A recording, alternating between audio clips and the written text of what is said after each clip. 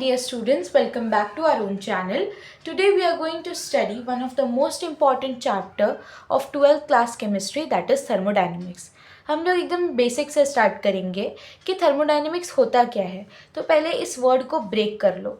Thermo मतलब it is something related to heat and dynamics मतलब it is something related to motion. यानी कि यहाँ पर हीट के मोशन की बात होगी.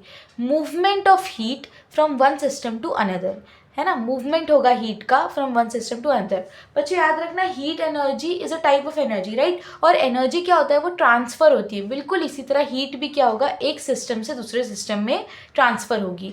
अब ये सिस्टम और सराउंडिंग क्या है, ये अभी हम लोग पढ़ेंगे. तो थर्मोडायनेमिक्स में दो चीज़ें बहुत ज़्यादा इंपॉर्टेंट है और वो है सिस्टम और सराउंडिंग. इससे पहले आपको जानना ज़रूरी है कि थर्मोडायनेमिक वेरिएबल्स क्या होते हैं. तो अभी आपके लेवल पर 3 थर्मोडायनेमिक वेरिएबल है PVT.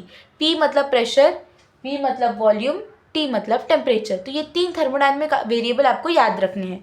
अब हम लोग देखेंगे कि सिस्टम क्या होता है और सराउंडिंग क्या होता है. System is the part of universe under thermodynamic investigation. मतलब बच्चों, कोई भी आपने एक ऑब्जेक्ट लिया है और आप उसके ये थर्मोडायनेमिक वेरिएबल्स को स्टडी कर रहे हो, आप उसके प्रेशर, वॉल्यूम, टेम्परेचर को स्टडी कर रहे हो, तो हम उसको बोलेंगे सिस्टम. ठीक है. और इसके आसपास जो भी बाहर सामान होगा, जो भी बाहर एनवायरनमेंट होगा, उसको बोलेंगे surrounding. All the part of universe outside the system is called as surrounding. System जिस पर आप स्टडी कर रहे हो और सराउंडिंग जो भी उसके बाहर चीज़ें होंगी उसको बोलेंगे सराउंडिंग. तो सिस्टम और सराउंडिंग, सिस्टम प्लस सराउंडिंग, इन दोनों को मिलकर ही हमारा क्या बनेगा, यूनिवर्स बनेगा. ठीक है. तो ये हमारे यूनिवर्स में दो इंपॉर्टेंट चीज़ें हैं, सिस्टम है और एक सराउंडिंग है. सिस्टम जिस पर आप स्टडी कर रहे हो और सराउंडिंग जो भी उसके आसपास सामान होगा उसको बोलेंगे सराउंडिंग. अब बच्चों, ये जो सिस्टम होता है इसके 3 टाइप्स होते हैं. एक होता है open system, close system, isolated system.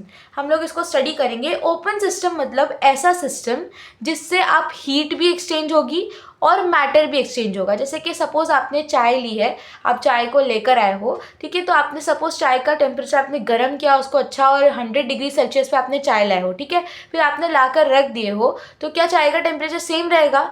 नहीं, वो कम होते जाएगा ना, उसका टेम्परेचर गिरते जाएगा. 80 से 70 60 50 ऐसे कम होता जाएगा. तो मतलब कुछ तो ट्रांसफ़र हो रहा है, हीट ट्रांसफ़र हो रहा है, राइट. और साथ ही साथ मैटर भी ट्रांसफ़र होता है. जो भी चाय का कंटेंट है वो भी ट्रांसफ़र होने लगता है.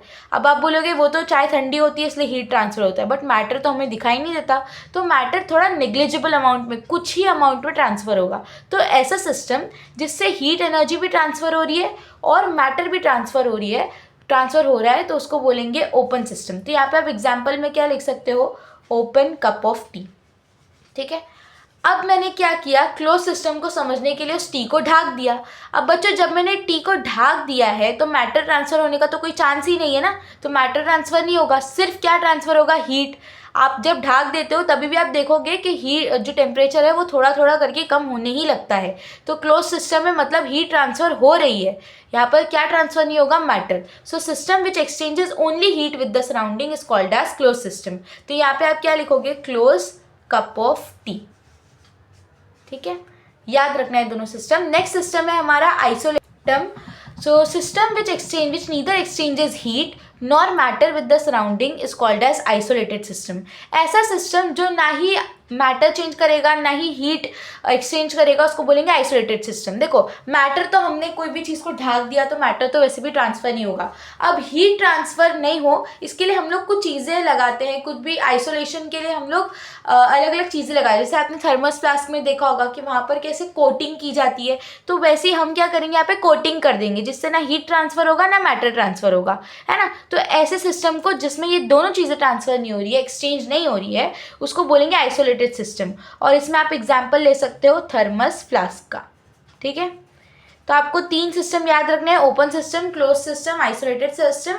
ओपन सिस्टम जिससे क्या ट्रांसफ़र होगा बच्चों, दोनों, हीट और मैटर. क्लोज सिस्टम जिससे सिर्फ और सिर्फ ट्रांसफ़र होगी हीट. और आइसोलेटेड सिस्टम जिससे ना ही हीट ट्रांसफ़र होगी और ना ही मैटर ट्रांसफ़र होगा.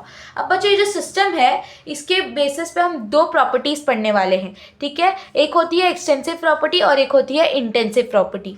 अब बच्चों, एक्सटेंसिव प्रॉपर्टी क्या होती है, ऐसी प्रॉपर्टी जो सिस्टम के अमाउंट ऑफ मैटर पर डिपेंड करेगी. उसको बोलते हैं एक्सटेंसिव प्रॉपर्टी। आपको समझेगा धीरे धीरे। आपका जो सिस्टम है उसके अंदर क्या कंटेंट है उस पर अगर आपकी कोई प्रॉपर्टी डिपेंड करती है उसको बोलेंगे एक्सटेंसिव। जैसे कि मास, ठीक है, अगर आपका सिस्टम है उसमें कंटेंट ज़्यादा है तो मास बढ़ेगा, मतलब प्रॉपर्टी किस पे डिपेंड कर रही है, अमाउंट ऑफ मैटर पे, तो उसको क्या बोलेंगे एक्सटेंसिव प्रॉपर्टी। तो हमारे पास आ गया मास। वैसे ही वॉल्यूम ले लो, वॉल्यूम आपने कंटेंट को बढ़ाया, मैटर को बढ़ाया, वॉल्यूम भी चेंज होगा। और किसको ले सकते हो, इंटरनल एनर्जी ले सकते हो। ये सारी चीज़ें क्या होता है, ये आपके जो सिस्टम है उसके अमाउंट ऑफ मैटर पर डिपेंड करती है। तो ऐसी जो भी प्रॉपर्टी जो आपके सिस्टम के मैटर पर डिपेंड करे उसको बोलेंगे एक्सटेंसिव प्रॉपर्टी। इंटेंसिव प्रॉपर्टी क्या होगी, जो प्रॉपर्टीज आपके अमाउंट ऑफ मैटर पर डिपेंड नहीं करेगी उसको क्या बोलेंगे intensive properties. Properties which is independent of the amount of matter, मतलब आप भले ही मैटर को बढ़ाओ मैटर को कम करो उससे कोई फर्क नहीं पड़ेगा। ठीक है, जैसे टेम्परेचर ले लो। अब आपने क्या किया, आप पूरे रूम का टेम्परेचर लो या फिर उसके रूम के कोई कोने में जाकर टेम्परेचर लो, टेम्परेचर तो सेम ही रहेगा ना, वो चेंज होगा क्या, नहीं। तो मतलब आपके सिस्टम का अमाउंट ऑफ मैटर मैटर ही नहीं करता है ना। यहाँ पर मैटर करेगा, मास वॉल्यूम ये सब में करेगा, इसलिए कौन सी प्रॉपर्टी एक्सटेंसिव प्रॉपर्टी है। यहाँ पर नहीं करेगा, टेम्परेचर चेंज नहीं होगा, है ना। तो इसको क्या बोलेंगे इंटेंसिव प्रॉपर्टीज़। आप इसमें और भी चीज़ें ले सकते हो, आप खुद सोच सकते हो कि इंटेंसिव प्रॉपर्टीज़ कौन सी है और एक्सटेंसिव प्रॉपर्टीज़ कौन सी है। जैसे कि आप ले सकते हो मेल्टिंग पॉइंट और बॉइलिंग पॉइंट, ये सारी क्या है आपकी इंटेंसिव प्रॉपर्टीज़ है ना। आप सपोज आपने कोई कंपाउंड लिया है तो आप बहुत सारा कंपाउंड लो या छोटा कंपाउंड लो, इतना सा अमाउंट लो कंपाउंड का, तो भी आपका मेल्टिंग पॉइंट सेम ही आने वाला है, वो चेंज नहीं होगा, है ना। तो ये सारी प्रॉपर्टीज़ आपके अमाउंट ऑफ मैटर पे डिपेंड नहीं करती है। अब बच्चों कुछ थर्मोडायनेमिक प्रोसेस है जो हमें पढ़ने हैं और हम इसके बारे में पहले भी पढ़ चुके हैं, तो एक बार फटाफट से इसको रिवाइज कर लेते हैं।